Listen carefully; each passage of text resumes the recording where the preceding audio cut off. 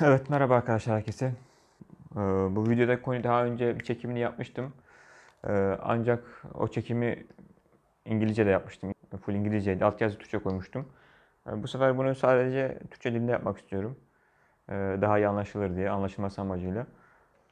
Şimdi e, genelde mesela YouTube'da falan da çok denk gelirsiniz. Denk geliniyor yani işte. Veya çevrenizde hani gramer öğren nereye kadar işte dil bilgisine kadar önemli. Hatta işte Galatasaray'da bir hocamıza sormuştu Fransızca olarak. Şey öğrenmek, dil bilgisi öğrenmek ne kadar önemli. Yani bence bu dili yani dil bilgisi değil, dil işte langaj veya bunu dil bilgisi diye değil, dil bilgisi diye ayırmaya gerek yok. Yani dil bilgisi dediğiniz benim gördüğüm kadarıyla şu ana kadar dil bilgisi dediğiniz dilin kendisidir yani. Dil bilgisi dilden başka bir şey. Dil bilgisi dediğiniz şey dilin kendisi kardeşim başka bir şey değil yani. Onu da mecbur öğreneceğiz. Şimdi diyebilirsiniz işte ya çocuklar mesela biz yani ana dilimizi öğrenirken işte şey mi öğreniyorduk yani dil bilgisi mi öğreniyorduk? Evet, ben söyleyeyim dil bilgisi herkes dil bilgisi öğreniyoruz. Ben de öğreniyorum. Herkes öğreniyor yani dil bilgisi. Ama şimdi mesela diyelim ki şöyle diyelim. Oğlum diyor bu kalem. İşte kalem dedi. Ne dedi? Kalem. Mesela başka bir yerde dedi ki işte buna da kalemler. Kalem. Şimdi kalemler. Evet. Yazalım buraya kalemler. Şimdi burada eee, yani biz dili öğrenirken veya şöyle diyelim farklı bir dil olarak yazalım. Eee, pen. This is a pen. These are pens dedi. İngiliz bir vatandaş veya İngilizce bilen ana dili İngilizce olan birisi pen, pens dedi. Şimdi kalem, kalemler, pen, pens. Değil mi? Hani böyle bu şekilde ana dilimizi öğreniyoruz. Kalem, kalemler, kitap, kitaplar. Şimdi burada tabii çocuğa demiyor işte oğlum bak kalem tekil bir kelime bir kalem ama kalemler işte ler eki gelince çoğul olur ler. İşte pen bir kalem için kullanılır pen. Pens s eki çoğul eki. İşte burada mesela s eki çoğul eki. Burada ler eki çoğul eki. Bunu kimseden duymazsınız yani değil mi? Kim duydu yani anasından babasından? İşte böyle olunca çoğul eki bu ler, lar, s veya işte es kelimeye göre es, ler, lar uyuma göre yani ünlü uyumuna göre. Yani kimseden duymazsınız ama siz sonuçta bu dil bilgisi değil mi yani? Kalem, kalemler. Basit bir dil bilgisi kuralı. Pen, pens. Bu da yani çok basit bir dil bilgisi kuralı İngilizce'de. Veya diyelim hani bunu değiştirelim. Fransızca'da şöyle yazalım. İşte crayon, mesela örnek crayon. Yine Fransızca'da da crayon. Yani sondaki S okumuyor ama kalem, kalemler. Crayon, crayons.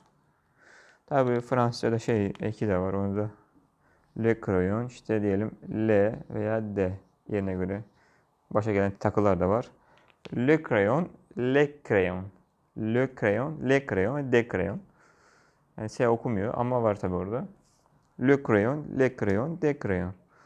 Yani tabii burada hiçbir diğer dillerde de hiç kimse çocuğuna işte bu çoğul eki işte Fransızca'da işte le veya le belirli takı eki işte belirli bir nesneyi belirtmek için le kullanırsın falan. Yani kimse öyle söylemiyor. Tabi bu hayatın içerisinde biz öğreniyoruz yani bunu. Ama bu deniz dil bilgisi değil midir yani dil bilgisi? Şimdi biz bir ana dil edindik, öğrendik. İşte biz Türkçe, başkası İngilizce, başkası Fransızca, başkası Arapça. Şimdi bu kişi eğer mesela biz Türkiye'de yaşıyoruz doğru mu? Türkiye'de yaşayan bireyleriz.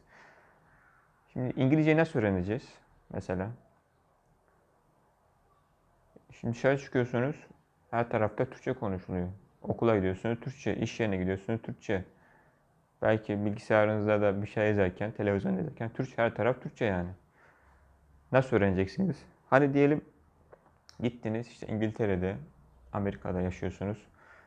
Hiç Türkçe konuşacak imkanınız da yok. Mecburen hayatın içerisinde mecburen duya öğreneceksiniz yani. Belki de bir kursa gidersiniz. Belki kursa gitmeden de öğrenirsiniz yani. Ana dilinizi öğrenir gibi. Mecburen zamanla bebeğe öğretilir gibi öğreneceksiniz yani. Kendiniz zorlayacaksınız. Ama şimdi biz burada yaşadığımıza göre hani bu dil bilgisi dediğiniz hani dilin kurallarını oluşturan bu sistemi hani öğrenmek lazım. Tabii siz az önce baktım da şeyde alt tarafı gözükmüyor. Le crayon mesela L veya D crayon. Hani az önce Fransa'da hiç anlattığım şurası. Onu da göstereyim de şurada. İşte şu takı diyelim işte şu L'ye dönüşüyor. İşte le crayon, le crayon veya de crayon. Burada altta gözükmüyordu. Baktım kamerada az önce de. Le crayon, de crayon, le crayon. Yani az önce anlattığım şey şu. Fransızca için. Şimdi burayı silelim diye. Evet şimdi biz yani İngilizce konuşmaya veya fark etmez yani o öğrendiğiniz dilin konuşma bir ülkede yaşıyorsanız mecburen bu dil bilgisi denen sistemi öğrenmek gerekiyor. Çünkü hani dilin doğru yapısını, doğru kullanışını o sistemde öğreniyorsunuz. Sonuçta bu dil bilgisi dediğinizde bilim adamı oturup yazmıyor yani. Bu halk Türkçeyi, Fransızcayı, İngilizceyi halk konuşuyor, oturuyor. Veya işte belki zamanında işte sanatçıların, yazarların biraz daha eserleriyle belli başlı şeyler oturuyor da olabilir tabii. Ama dili halk oluşturuyor yani. Halk nasıl oluşturuyorsa o şekilde oluşan dilin sistematiğini e, bilim adamları, dil bilimciler çözüp ona göre bir sistematik halinde sunuyorlar insanlara. Sunuluyor diyelim. Şimdi biz yani tabi sistem Türkiye'deki dil öğrenim sistemi çok büyük, sıkıntılı, yanlış bir sistem. Yıllardır mesela işte İngilizce öğreniyoruz ama İngilizce konuşamıyoruz. We have been studying English for many years, but we can't speak. We can't speak this language. Why? Because we never do practicing. We never practice this language. We never speak this language. That is the matter. That is the problem for me. Yes. Şimdi yıllardır dili öğreniyoruz ama konuşamıyoruz. Neden? Evet işte diyelim en basitinden işte hi, how are you? How are you? Yani basit. Herkesin bildiği bir kelime. How are you? İşte nasılsın? İşte dilin kurallarına göre de işte belki sistemi bilmeyen, sağdan sola duyan how you are diyebilir. How you are. Belki böyle diyebilir. How you are. Yani şimdi how you are dediğiniz zaman karşı taraf sizi anlamayacak mı? Anlayacak. Yani klasik olarak bu neyi? Türkçe'de nasılsın değil mi? Nasılsın? Ama belki bu da karşılığı şu olabilir. Bu nasılsın düzgün. İşte diyelim sen nasıl? Burada herkes anlar. Şimdi biriyle karşılaştınız işte hi, how you are dediniz. Ya sen nasıl? Türkçe düşünün. Veya yani o Türkçeyi bilmeyen birisi yeni öğreniyor. Anlarsınız değil mi? Anlamayan insan yok gibidir yani. Sen nasıl? Ama ya bunun belli bir sistematiği var. How you are değil de how are you işte. Soru sorarken işte özne ile yardımcı fiil hani tabii bunlar öğrendiğimiz şeyler. İşte bunlar yer değiştiriyor. Hani bu dilin şey yani sistematiği. Ha, bu şekilde konuşuyor insanlar. Doğrusu ha, bu şekilde oturmuş. How are you? Nasılsın? Şimdi bunu öğreniyorsun işte evet yer değiştiriyor falan filan. Eğer şimdi bunu sorun şurada. Problem yani bu dili neden öğrenemiyoruz? Konuşamıyoruz özellikle. Neden? Şimdi bunu öğrendik okulda diyelim çocuklarımız öğrendi. How are you? Yani o okulda öğrendiği derste kalıyor. Öğrendiği şey o okulda öğrendiği derste kalıyor. Orada kaldığı zaman da konuşamıyor. Yıllarca konuşamaz. Ama mesela bunu öğrendin. How are you? Hi, how are you? I am fine, thanks. And you. Hani klasik herkes öğrendi. Ya bunu gidip arkadaşına sor. How are you? En basit yani. How are you? I am fine, I am good. And you? Gibi yani gidip arkadaşına sorabilirsin. Ne bileyim eve geldin. How are you, mom?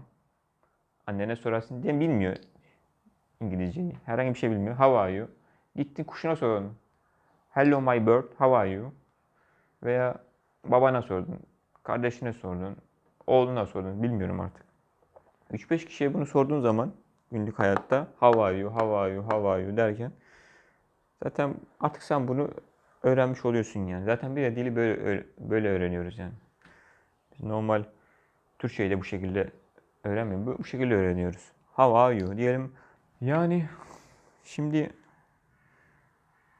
öğrendiğiniz şeyi kullanmalısınız. Öğrendiniz onu pratiğe dökmezseniz, uygulamazsanız yani bu her şey için geçerli. Uygulamadığınız zaman onu öğrenmiş sayılmıyorsunuz öğrenmezseniz. We are learning grammar, but we don't do any practice. We never practice our language, the language that we learn. We must use this language that we learn. We must use it.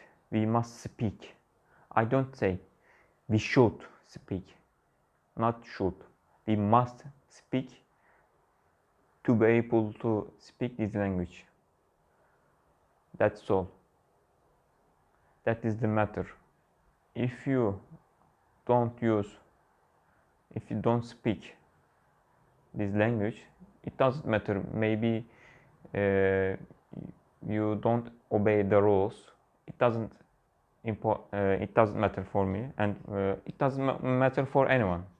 If you speak, believe me. If you speak, believe me, you will learn it as soon as possible. Okay. Evet şimdi arkadaşlar bununla ilgili size en büyük ve en önemli tavsiyem şu olacak. Yani çok kıymetli bir tavsiye olduğunu düşünüyorum. Çünkü ben zamanında bunu yaptım ve çok faydasını gördüm. Zamanlarda gördüm. Yani evet ne dedik? Uygulama yapmak, konuşmak yani. O dili konuşmak, kullanmak. Bunu yaparsanız dili öğrenirsiniz. Türkiye'de yaşıyoruz. Nasıl bunu yapacağız? Nasıl kullanacağız Türkiye'de? Dediğiniz gibi işte her tarafta Türkçe konuşuluyor. Yani gidip illaki bir native speaker işte veya ana dili işte İngilizce olan bilmem başka dili Arapça, Fransızca olan birini bulmanıza hani gerek yok. Onlarla yapsanız tabii daha güzel olur da. Diyelim ki bir arkadaşınız var. Çat pat İngilizce konuşuyor. Hatta insanlarla da bile anlaşıyor. Bakın inanın oturun haftada, bir haftada yarım saat çünkü ben bunu yaptım biliyorum.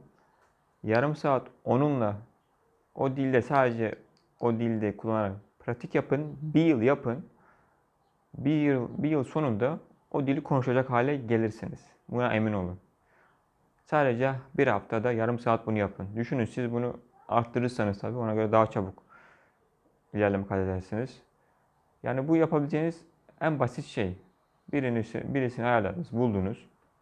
Onun da yapacağınız o pratik çok kıymetli, çok değerlidir. Yani gerçekten çok değerlidir. Yani onun muazzam o dil konuşmasına hiç gerek yok. Önemli sizin beyninizi çalıştırmanız yani. Zaten kendiniz çalışacaksınız. Beyninizde öğrendiğiniz şeyleri mesela diyelim çalıştığınız işte kendinizi tanıtmayla ilgili baktınız YouTube'dan veya internetten bir şeyler buldunuz, toparladınız. Oturup orada onu anlatmanız bile kendi kendinize yaptığınız karşı tarafa onu anlatmanız da büyük bir Yani büyük bir yol, büyük bir adım bence. Bunu yaparsanız çok inanılmaz faydasını görürsünüz.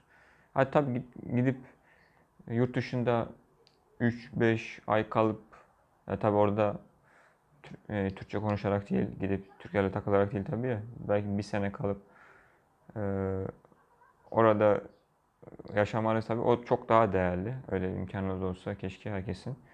Öyle bir imkan olsa o çok çok daha değerli. Ama bu imkanı bulamayanlar için de dediğim gibi çalışmayı yapmak, çalışmak, bir şeyler üretmeye çalışmak kendi kendine birileriyle böyle pratik yapmak muazzam faydası oluyor. Bunu mutlaka yapın, deneyin.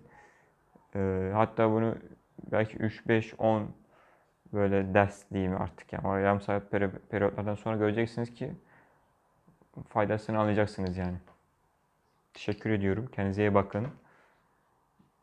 Videolarımı beğenmeyi, kanalıma abone olmayı da unutmayın. Yorum yazın. Hakkımda yorumlarınızı çok merak ediyorum. Abone olmayı, işte beğenmeyi videolarımı beğeniyorsanız, hoşunuza gidiyorsa tabii. Unutmayın lütfen. Kendinize iyi bakın. Görüşürüz. Bay bay.